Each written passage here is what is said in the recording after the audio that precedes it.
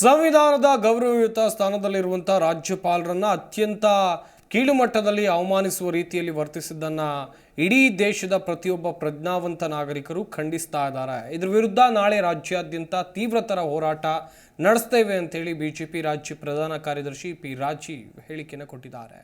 ಮಲ್ಲೇಶ್ವರದಲ್ಲಿರುವಂಥ ರಾಜ್ಯ ಬಿಜೆಪಿ ಕಚೇರಿಯಲ್ಲಿ ಇವತ್ತು ಅವರು ಸುದ್ದಿಗೋಷ್ಠಿಯನ್ನು ನಡೆಸಿ ಮಾತನಾಡಿದರು.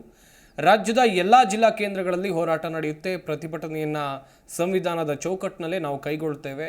ರಾಜ್ಯಾಧ್ಯಕ್ಷ BY ವಿಜಯೇಂದ್ರ ಈ ಹೋರಾಟದ ಎಲ್ಲ ಕ್ಷಣದ ಬೆಳವಣಿಗೆಗಳ ಸೂಚನೆಯನ್ನು ಕೊಟ್ಟಿದ್ದಾರೆ. ಅವರು ಹೋರಾಟದಲ್ಲಿ ಇರ್ತಾರೆ. DV ಸದಾನಂದ ಗೌಡರು, ತುಮಕೂರಿನಲ್ಲಿ ಬಸವರಾಜ ಬೊಮ್ಮಾಯಿ, ಹಾಗೆಯೇ ದಾವಣಗೆರೆಯಲ್ಲಿ ಗೋವಿಂದ ಕಾರಜೋಳ, ಚಿತ್ರದುರ್ಗದಲ್ಲಿ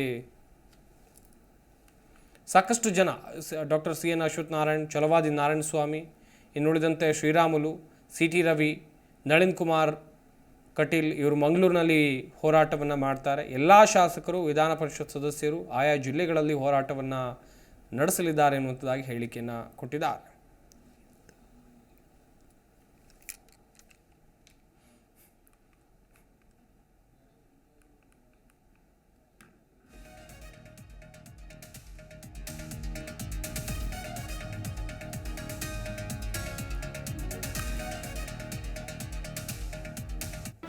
ಜಿ ಕನ್ನಡ ನ್ಯೂಸ್ ಈಗ ನಿಮ್ಮ ಮನೆಯಲ್ಲೇ ನೋಡಿ. ಎಲ್ಲ ಕೇಬಲ್ಗಳಲ್ಲಿ ಈಗ ಲಭ್ಯ.